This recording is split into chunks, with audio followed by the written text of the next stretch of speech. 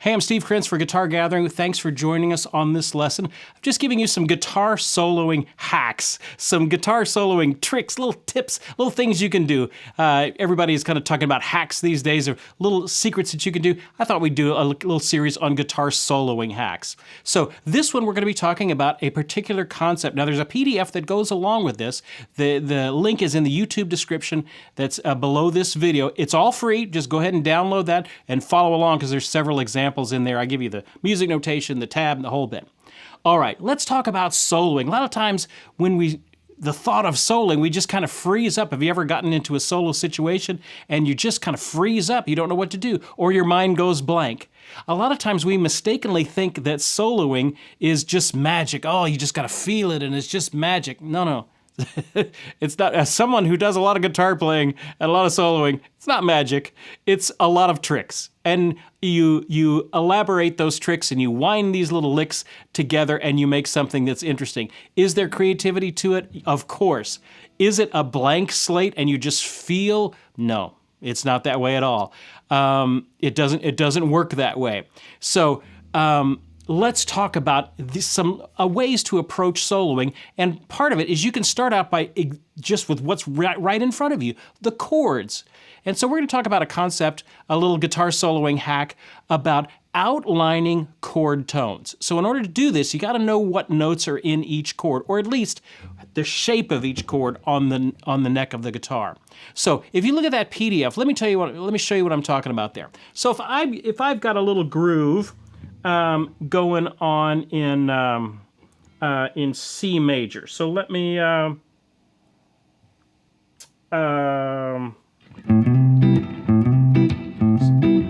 actually let me switch guitars because I'm going to need it. I'm going to need a looper for this. So I'm going to switch to my other guitar. So I'm going to need a looper. So let's say, all right. So if I've got a little groove in C. So let me just get a little groove going in C. 1, 2, 3, 4. I'm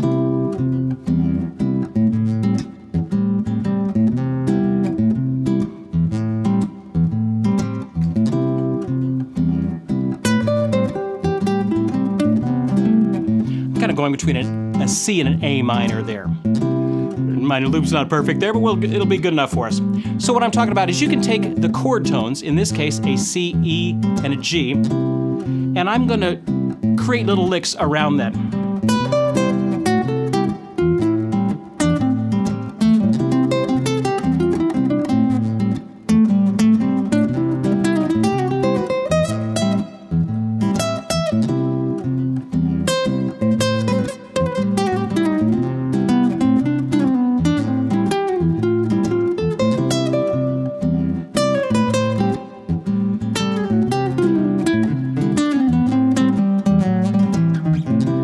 Let me turn off my bad loop there. But you get the idea. I'm going little patterns around the chord tones. So if you take a look at the first little diagram there on page 1, it's a C chord. And you have a C, E, and a G. Those are the notes in a C triad, just a C triad. Okay, and I'm going to take those notes, and I can't just keep playing them over. Doesn't make for a very good solo. But what I can do is I can kind of approach them. I can kind of go to them from either beneath the note, or I can approach it from above the note. So here's a C, that's my target note, but I'm going to approach it from, let's say, below it. And what if I approached every note in that C chord, C, E, and a G, from a half step below? So it would be...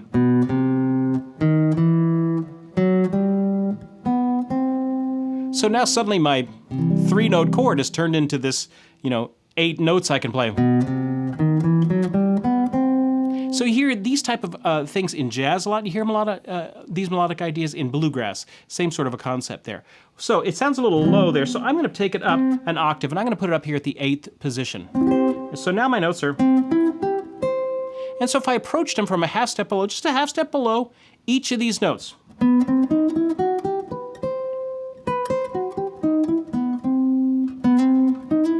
Maybe I can slide between them.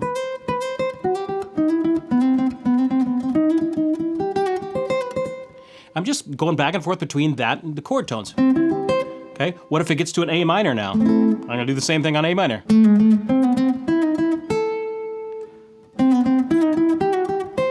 I'm just going back and forth over these chord tones. Okay, do you see kind of the concept? So when I'm going from beneath it, from beneath the chord tone to the chord tone, I generally just do a half step. Now, when we do it above, the rules are a little bit different, but from approaching it from beneath, let's look at that for a second. So if you look at that second example there, I'm going up the scale, just a half step below each chord tone. And then if I'm taking it in reverse, sorry. Now, one of the things that's easier to keep in your head about this is if you use the same fingering for the chord, which I outlined the shape there, and then the note before it. So instead of just going, you know, fourth to third, I want to end up on my third, and I don't want to go 2 to 3, that sort of stuff. That gets a little confusing. So I'm just going to use the same note and just shift my hand.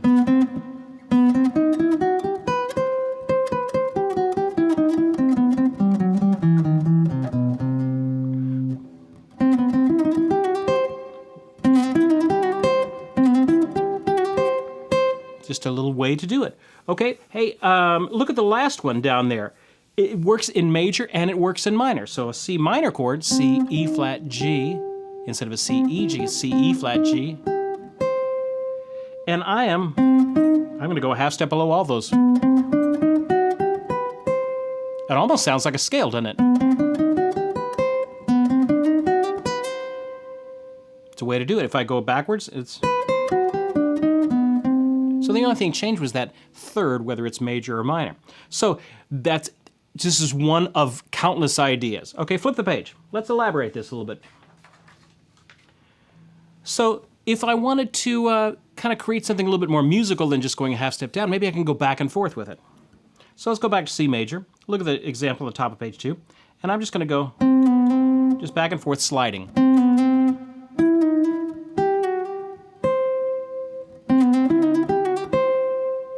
And I can do it in reverse.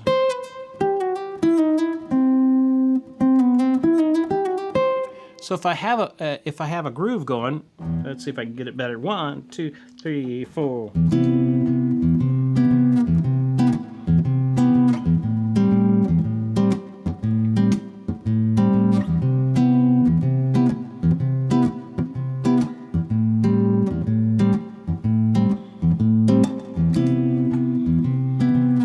If I did this little approaching idea, I'm going between a C and an A minor.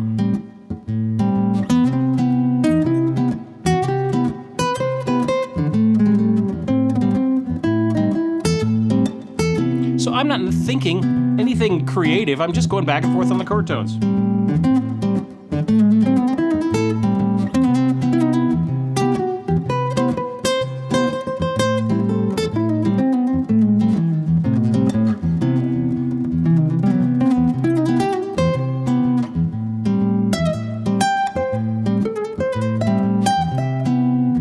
One idea.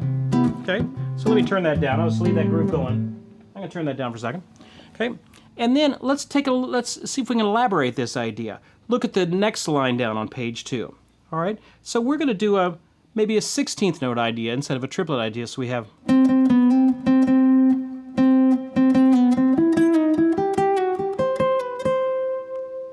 Now I've turned it into a 4-note idea. And I do it in reverse. So I'm just sliding between the two inner notes.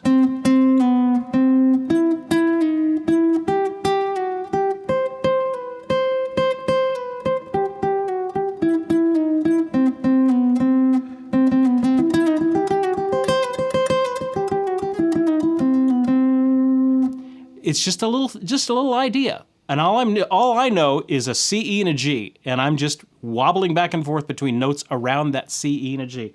So I'm not really caring about all this other stuff. I've stretched out 3 notes into a full measure idea or even more. What happens if I get to an A minor? Well, I can do the same little lick. Again, sliding on the two inner notes. For those little sliding licks, it helps to finger them as you would finger the actual chord. So here would be the A minor.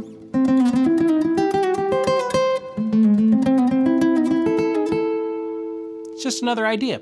You can also superimpose these ideas. Remember we talked about chord substitution? So maybe over that A minor, I could play the C lick.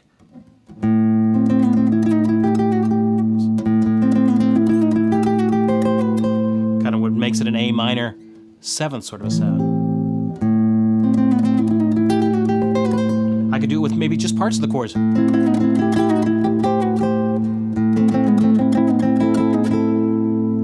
Lots of cool things there. So let me turn on my little track again.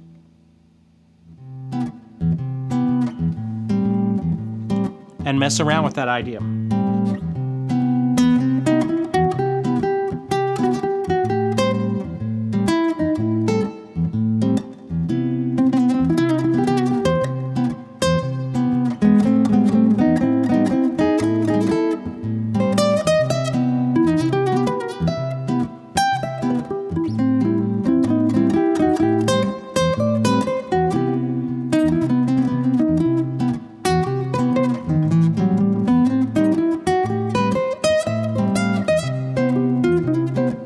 So I can, as long as I spin out of it, it kind of works.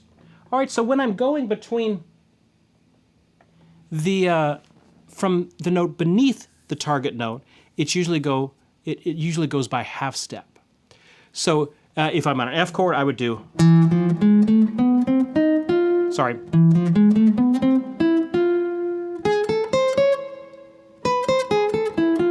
What am I doing?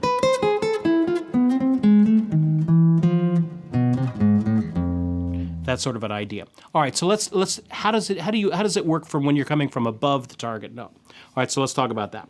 All right, so when I'm approaching from beneath, I generally go by a half step. That sounds better. But when I'm coming from above, I want to go by the nearest scale tone, the nearest tone that's in the key. So a half step doesn't sound as good. So if I'm on a C and I approached all of these notes from a half step above, it sounds weird. Sounds kind of some sort of an exotic scale. Which is cool and all if I want that sound. But generally for bluegrass or jazz situation, I don't want that sound. So I'm gonna go from a scale tone above it. So if I'm on this high C, I would do the next scale tone up in C major, which would be a D. So I'm gonna go from a D to a C. My target note's a G now, and so I would go from an A to a G, because an A is in the key of C. What if I did the third, the E? The note above that would be an F, just a half step up. So do you see the little game I'm playing? It's not half steps and whole steps, it's in the key.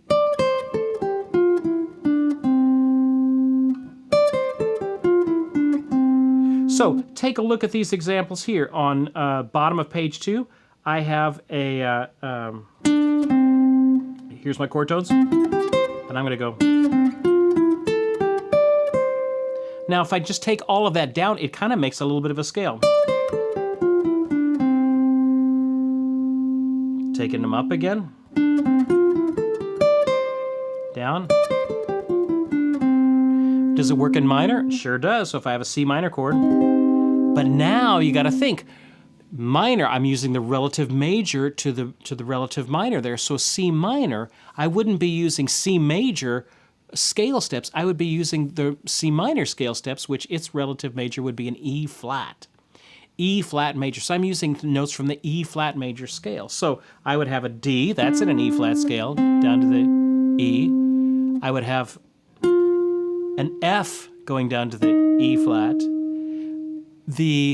My target note is a G, but in key of E flat, it would be an A flat approaching it. And then a D to the C. So I end up with something that sounds like this.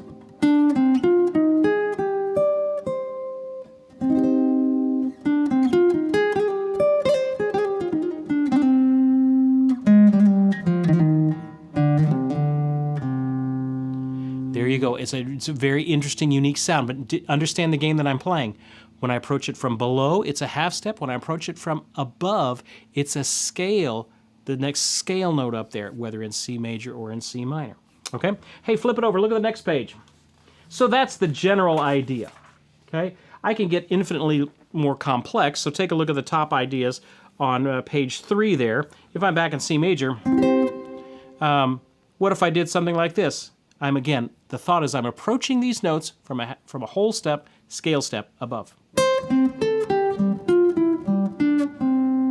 I heard that exact lick played by Oscar Peterson, the great jazz pianist Oscar Peterson, in the middle of a wonderful solo I was listening to the other day. Now, the lower note, I'm hitting a C, then I'm hitting the low octave, and then I'm doing the 6th down to the 5th. Now, this lower note, I'll give you a hint. It's kind of a thrown away note. I don't really care even what that is. I just put it as a G because that seemed to work better.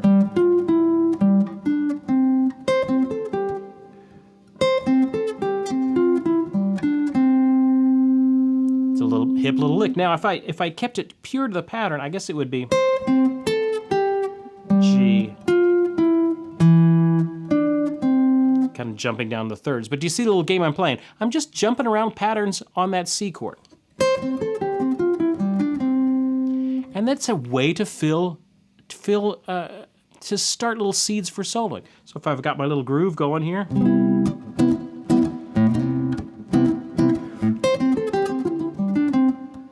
It's a cute little lick I can throw in there. Sounds impressive. All I need to do is practice about a dozen of these, and I could, jam on C, F, and G all day long. And all these chords just on little patterns, okay? I'm not thinking anything creative. It's not magic. I'm just using these little patterns. Okay, look at the next one there. Now I put that same lick in C minor. So here's my C minor. Now I'm going to put the same lick, C octaves, and then the A flat to the G, the F to the E flat,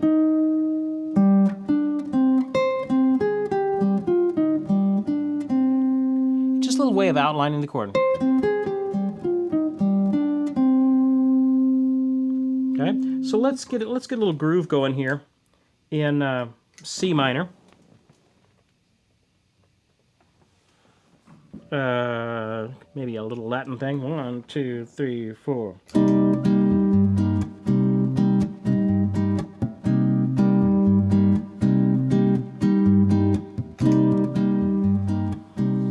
Okay, so it's C minor 7th. What can I do? Well, I can approach it from a half step below.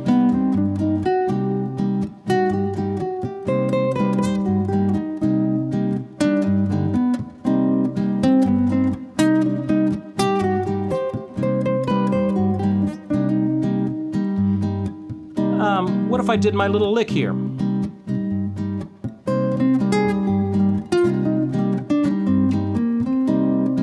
Spin out of it kind of creatively, and then I can get a little something there.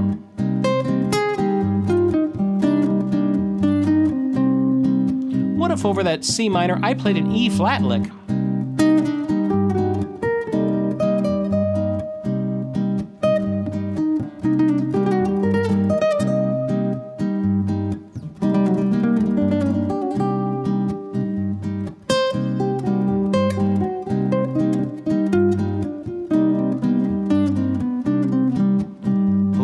What was I doing there? I was kind of outlining the chord tone.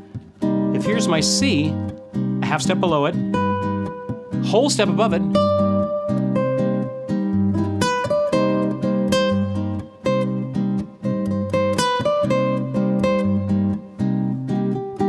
okay, so that works there. What if I did it over the G? Well, would that be a half step below it, and then an A flat down to the G. So that would sound like this.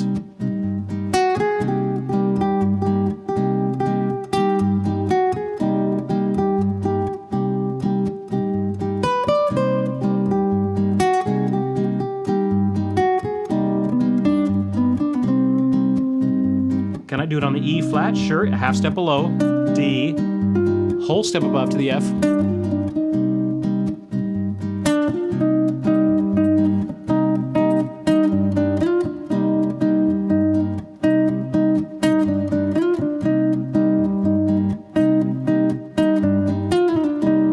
if I start on the top note?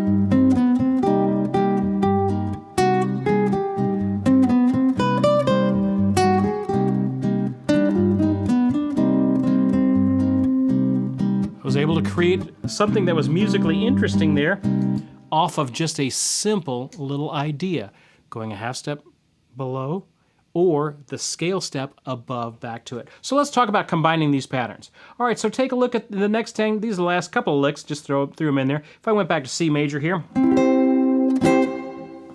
what's that first lick there in the middle line of page 3? What I have there? I'm back in C major, so my target notes are C, E, G, and C. Half step below, scale tone above, D, C, and then I outline the G with the F sharp below it. A to the G, half step below the E note now, F, and then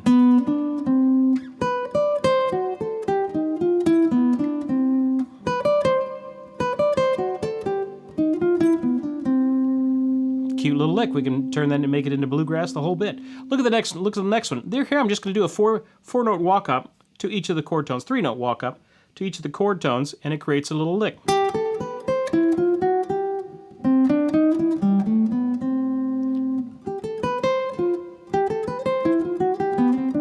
What am I doing? A great little lick you can combine in there. All I'm doing is a little pattern going up to the note. Take a look at this last one. I can elaborate them even more. Let's look at the next one. Now here I go. I start on a C. I'm going to go above and below it. Or above, back down to it. So that's the pattern. The note, above it, down to the lower one. Above it again. And then I jump to the next scale tone down. Well, can I do that same pattern on the fifth, on the G? Well, sure. I start on the G, whole step above, down to the half step beneath, back up above it, hit it, and then go down the next chord tone. The first one.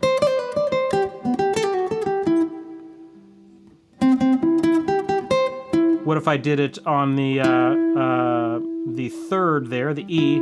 Well, what would it be? I start on the E, go down above it, down beneath it, then down to the C. So it's E, F, down to D sharp.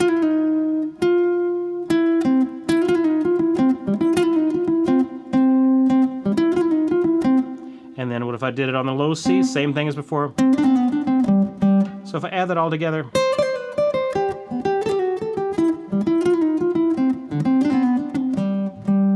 and I've got the tab down there written to you as well. I just kind of wanted to introduce that concept to you. We'll talk more about that next time as well, and we're going to elaborate these even further. But it's just an idea. It's just a trick you can play on chord tones. So if I don't know anything but the chord, then I know the chord tones, C, E, and a G. If I'm on a C chord, then I can start playing around.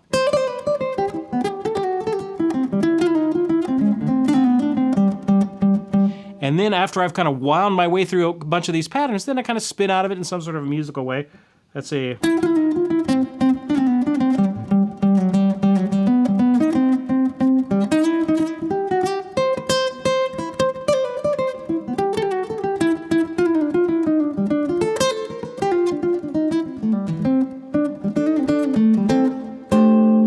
It's just a way to visualize chords. So we'll talk about more about that in the coming lesson, but that's just some things to think about.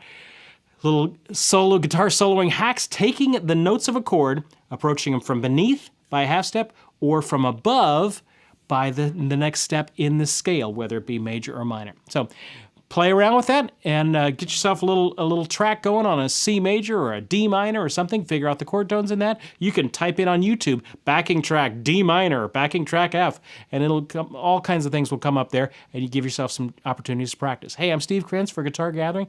Thanks for sticking around for this lesson. Hope you learned a few things. We'll catch you next time.